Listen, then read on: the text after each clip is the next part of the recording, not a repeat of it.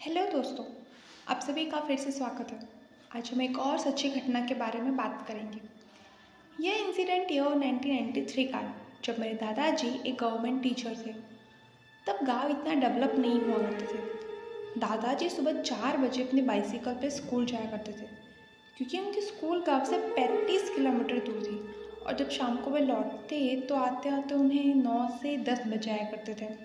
एक दिन हमारे पड़ोस में एक आंटी ने सुसाइड कर लिया। उनके 2 बच्चे थे। उनका अंतिम संस्कार कर दिया गया और शाम को सब अपने अपने घर लौट गए। इस बात से दादाजी बेखबर थे, क्योंकि तब फ़ोन या सोशल मीडिया का कोई ज़माना नहीं हुआ करता था। सर्दी का वक्त था, इसलिए दिन जल्दी ही ढल गया। गाँव में इलेक्ट्रिसिटी भी नहीं थी। घना अंधेरा फैल गया और साथ ही रात का सन्नाटा भी। लोगों के घर दीपक जले हुए थे। हल्के हल्के उस रोशनी में कुछ भी साफ दिख पाना डिफिकल्ट था।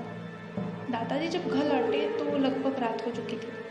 उन्होंने देखा कि हमारे पड़ोस में ही एक आंटी अपने घर के बाहर बैठी हुई है। वो अपना मुंह नीचे किए हाथों से पैर को पकड़े सिमटी हुई बैठी थी। उनके बाल खुले थे और उसके बालों से उनका चेहरा ढका हुआ था।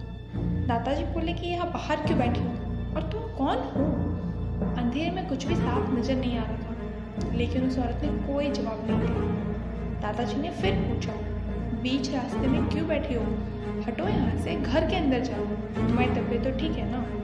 दादाजी की इस बात सुन के दादी जी बाहर आए तो उन्होंने देखा कि दादाजी अकेले ही बात की जा रहे हैं। तो उन्होंने दादाजी को आवाज़ लगाई।